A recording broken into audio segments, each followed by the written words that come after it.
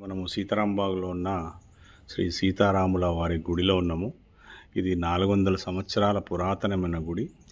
ఈ సీతారాంబాగ్కి పేరు కూడా ఈ సీతారామ స్వామి వారి పేరు మీదనే ఈ ఏరియాకి సీతారాంబాగ్ అనే పేరు రావడం జరిగింది. చాలా పాత గుడి అండి ఇది. చాలామందికి తెలియదు, చాలామంది తెలియదు, నాకు తెలిసి. చాలా అద్భుతంగా ఉంది గుడి, చాలా పాతది, వెరీ ఓల్డ్ టెంపుల్. చాలామందికి తెలియదు, దగ్గర నుండి చాలామంది రారు, కానీ టైం ఉన్నప్పుడు దర్శనం చేసుకోవచ్చు. Very old temple.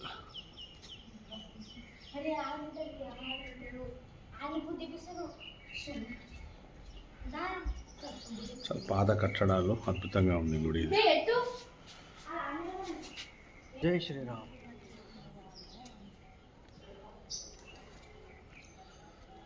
నాగశేషుని పడగలది.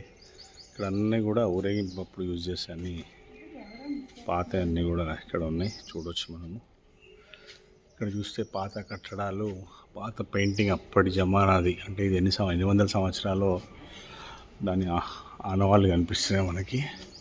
ఇక్కడ చూస్తే పెయింటింగ్ చూడండి.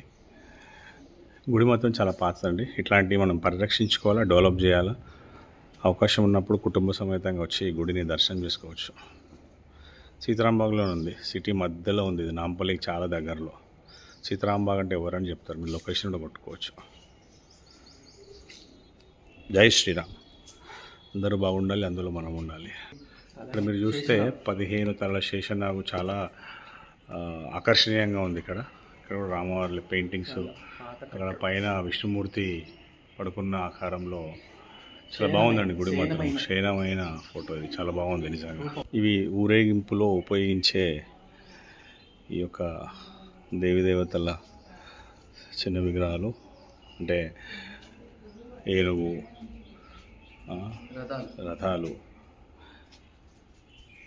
పల్లకి. ఇది పల్లకి డిఫరెంట్గా ఉంది, చిలకలతో. చాలా పాత పల్లకి కనిపిస్తుంది ఇది. ఆంజనేయ స్వామి, భటుడు, గుర్రం.